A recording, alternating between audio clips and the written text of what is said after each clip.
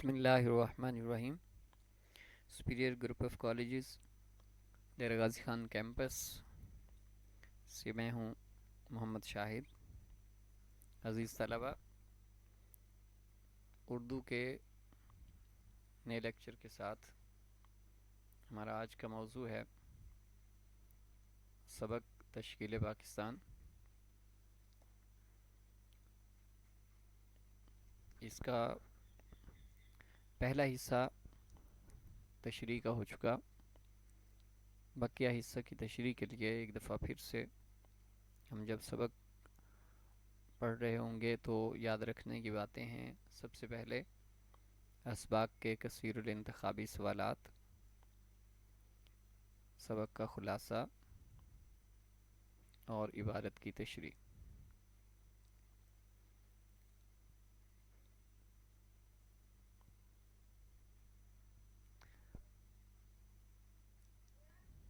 Board کے امتحان میں یہ سوال نمبر 3 ہے. سیاق و سباق کے حوالے سے عبارت کی تشریح کریں. نیز سبق کا عنوان اور مصنف کا نام بھی تحریر کریں. اس سوال کے کل 15 نمبر ہیں اور نمبروں کی تقسیم یہ ہے کہ 2 نمبر جو ہے وہ حوالہ متن یعنی سبق کا عنوان 1 نمبر کا اور مصنف کا نام 1 نمبر کا، 3 نمبر سیاق و سباق کے اور 10 نمبر تشریح. اس سبق کا سیاق و سباق اجمالی ہے جو پہلے لیکچر میں اسی سبق کے حوالے سے جو ہوا اس میں میں نے لفظ بہ لفظ پڑھا اور اسے دہرانے کی ضرورت نہیں ہے. آئیے ہم اس کے بقیہ حصے کی تشریح شروع کرتے ہیں. وہاں بات ہو رہی تھی کہ علامہ اقبال نے آ کر ایک نیا فلسفہ دیا اور اس صفحے سے بات ہو رہی ہے کہ سر سید احمد خان اور دوسرے مصلحین کی جو پکار تھی مسلمانوں نے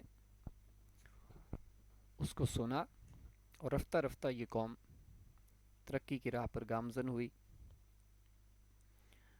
البتہ معاشی حیثیت سے وہ اپنے دوسرے ساتھ رہنے والی اقوام سے پیچھے رہے. تعلیمی حیثیت سے کچھ آگے بڑھے لیکن پھر بھی باقی اقوام سے پسماندہ ہی رہے. تاہم قومی زبان و ادب کو اس دور میں بہت زیادہ ترقی ملی. علم و ادب کو، صحافت کو خوب ترقی ہوئی. حتیٰ کہ 1920 میں علی گڑھ کالج یونیورسٹی کے درجے تک پہنچ گیا. حیدرآباد دکن میں جامعہ عثمانیہ کا شاندار ادارہ قائم ہوا.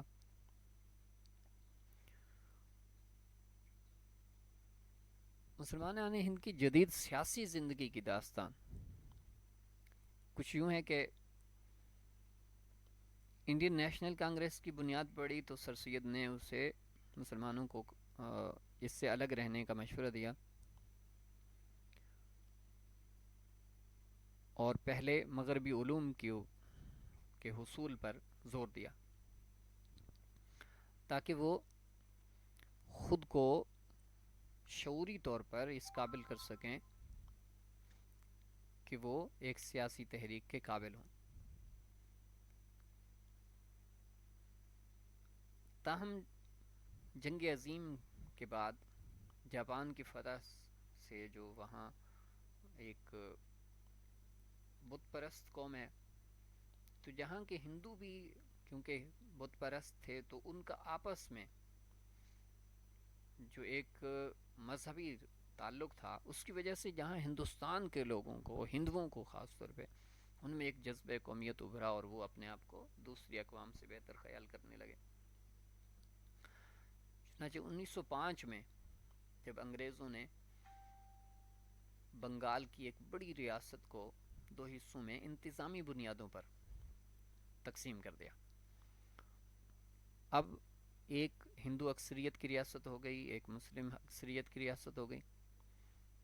انگریز ہندوؤں کو یہ بات بالکل بھی برداشت نہ ہو سکی اور انہوں نے اس کے خلاف ایک تحریک چلائی. اسی طرح اردو زبان کو بطور دفتری زبان کا جو درجہ ملا تھا اسے ختم کرانے اور اس کی جگہ ہندی زبان اور ہندی رسم الخط کو رائج کرنے کی تحریک شروع ہوئی. اس کو دیکھتے ہوئے برصغیر کے مسلمانوں میں ایک احساس پیدا ہوا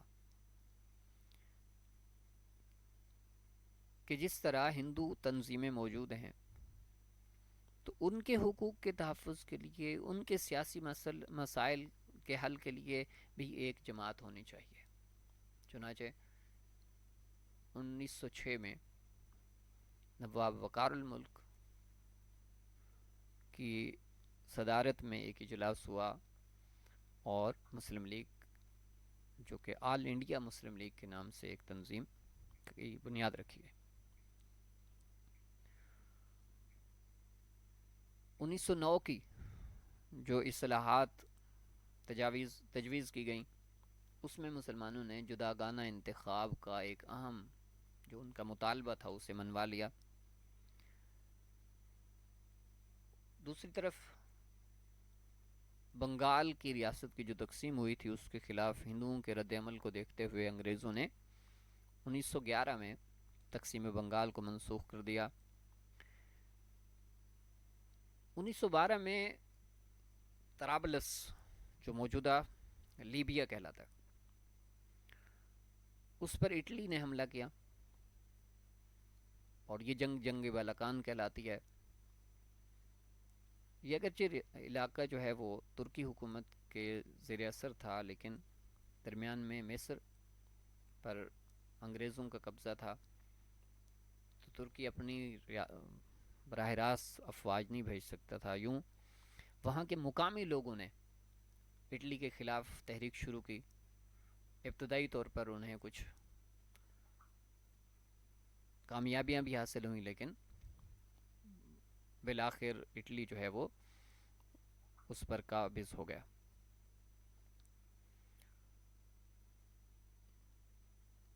جنگ عظیم اول نے ہندوستان کے لوگوں میں پھر سے ایک حرکت پیدا کی. مسلم لیگ اور کانگریس کو احساس ہوا کہ وہ انگریزوں پر دباؤ اسی صورت میں بڑھا سکتے ہیں جب وہ آپس کے اختلافات کا خاتمہ کر لیں. تو قائد محمد علی جناح کی کوششوں سے ان کے درمیان ایک معاہدہ ہوا جسے تاریخ میں میثاق لکھنؤ کے نام سے یاد کیا جاتا ہے.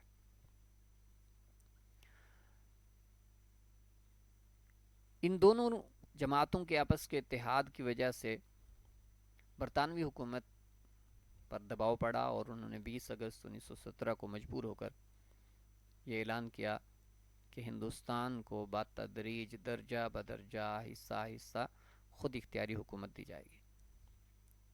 تاہم جب جنگ کا خاتمہ ہوا اور برطانیہ اس میں فاتح کی حیثیت سے ابھرا تو اس نے اپنے اس وعدے سے انکار کر دیا اور ملک کے اندر سخت قوانین نافذ کرنے کا فیصلہ کر لیا. ادھر ترکی کے جو ایک بڑی مسلم ریاست تھی اس کی شکست کے بعد اس کے چھوٹے چھوٹے ٹکڑے کر دیے گئے، چھوٹی چھوٹی ریاستیں بنا دی گئیں. اس پر گاندھی نے علی برادران سے مل کر ایک زبردست تحریک چلائی. وہ تحریک خلافت کہلاتی ہے لیکن وہ تحریک 1920 میں ختم ہوئی.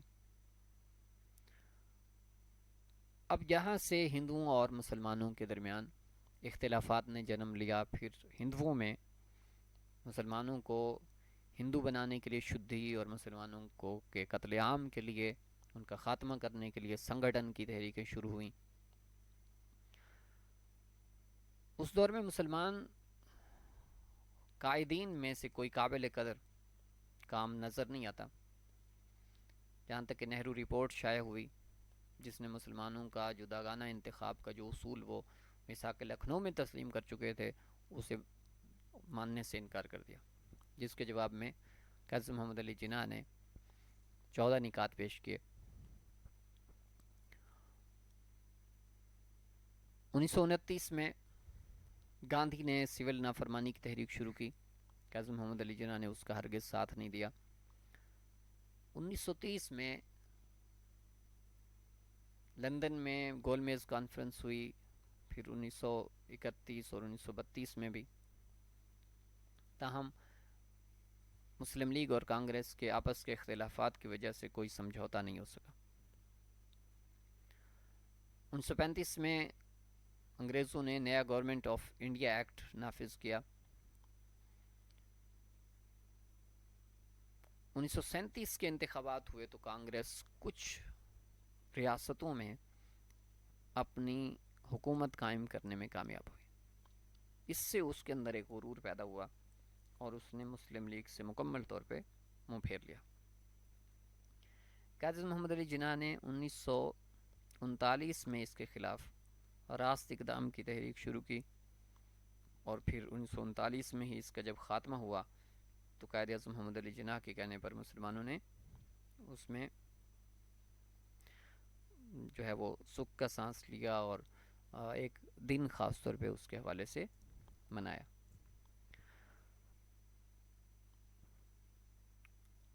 مسلم لیگ اگرچہ 1906 میں قائم ہوئی، لیکن یہ کبھی سوتی کبھی جاگتی ہوئی ایک تنظیم تھی۔ اسی طرح ایک اور تنظیم جو مسلمانوں کے ہاں وجود میں آئی وہ 1919 میں جمعیت العلماء ہند قائم ہوئی۔ 1929 میں ایک تحریک خدائی خدمتگار کے نام سے، پھر مجلس احرار کے نام سے اس کی بنیاد رکھی گئی۔ یہ ساری تنظیمیں اس لیے شروع کی گئی تھیں تاکہ جہاں کے لوگوں کی اصلاح اور جہاں کے لوگوں کے حقوق کا تحفظ یقینی بنایا جا سکے۔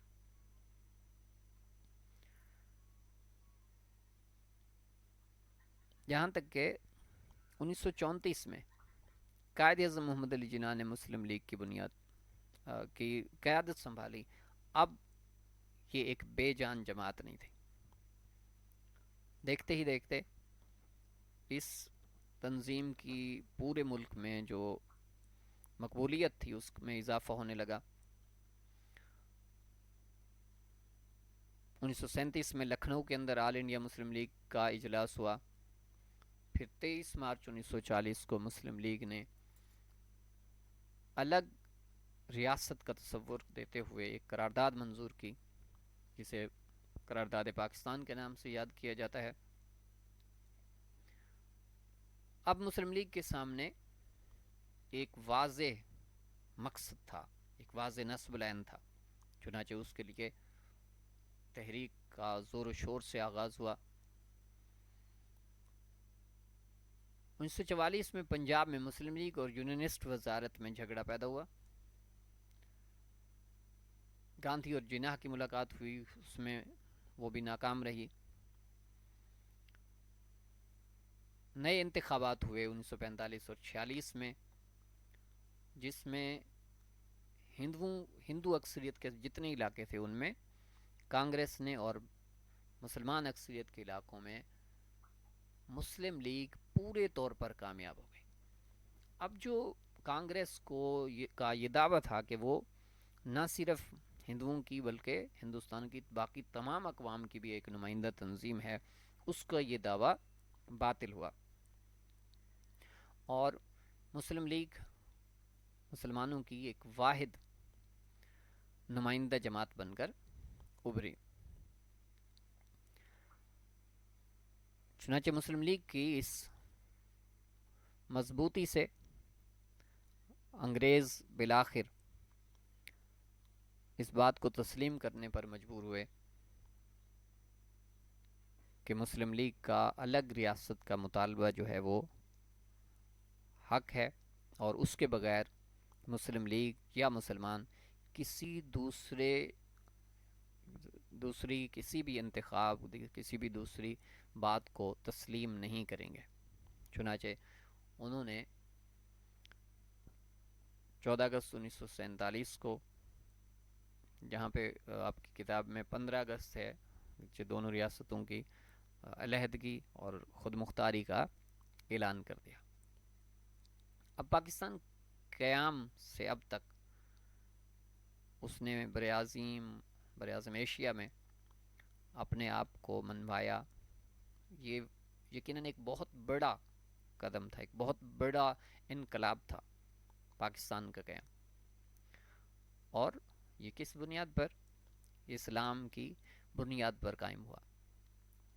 آج کے دور میں مسلمانوں کی زندگیوں کا نصب العین، جہاں کے لوگوں کا زندگی کا مقصد یہی ہے کہ وہ اپنے ملک میں ایک ایسا نظام قائم کریں جس میں تمام اسلامی اقدار کو پیش نظر رکھا گیا ہو، اور اسلام کی تاریخ میں جو رسول خدا صلی اللہ علیہ وآلہ وسلم اور خلفائے راشدین نے اور ان کی زندگیوں میں جو عملی نمونہ ہمیں نظر آتا ہے، اسی کو ہم اپنی زندگیوں میں اپنائیں۔ تو عزیز طلبہ، اس کے ساتھ کچھ جو حوالہ جات آپ شامل کر سکتے ہیں۔ نیلسن منڈیلا کے 2 اقوال ہیں: میری کامیابی کو دیکھتے ہوئے مجھے جانچنے کی کوشش نہ کرو، بلکہ یہ دیکھ کر میرے بارے میں فیصلہ کرو کہ کتنی بار گرا اور کتنی بار گر کر کھڑا ہوا ہوں۔ یہ یقیناً آزادی کی جد و جہد میں ایک اچھا حوالہ ہے۔ جن کے دل میں ہمیشہ جیتنے کی خواہش ہوتی ہے، وہ خواب دیکھنا نہیں چھوڑتے اور نہ ہی ہتھیار ڈالتے ہیں۔ اب یہ جو پاکستان کا قیام ہے، اس کے حوالے سے ایک حوالہ آپ کے پاس موجود ہے۔ اسی طرح قائد محمد علی جناح کا ایک فرمان کہ آپ نے یہ آخری جو 1-2 پیراگراف ہیں جس میں پاکستان کے قیام کے بعد کے اب مسلمانوں کے نصب العین کو بیان کیا گیا، وہاں پہ ایک بطور حوالہ پیش کیا جا سکتا ہے۔ قائد محمد علی جناح نے فرمایا: قدرت نے آپ کو ہر نعمت سے نوازا ہے، آپ کے پاس لامحدود وسائل موجود ہیں، آپ کی ریاست کی بنیادیں مضبوطی سے رکھ دی گئی ہیں۔ اب یہ آپ کا کام ہے کہ نہ صرف اس کی تعمیر کریں، بلکہ جلد از جلد اور عمدہ سے عمدہ تعمیر کریں۔ سو آگے بڑھیے اور بڑھتے ہی جائیے۔ امید ہے آپ کو اس کی وضاحت سمجھ میں آ چکی ہوگی۔ جہاں تک کوئی کمی بیشی رہ گئی ہو یا کوئی بات سمجھنے میں مشکل پیش آ رہی ہو تو آپ مجھ سے رابطہ کر سکتے ہیں۔ اللہ حافظ، شکریہ۔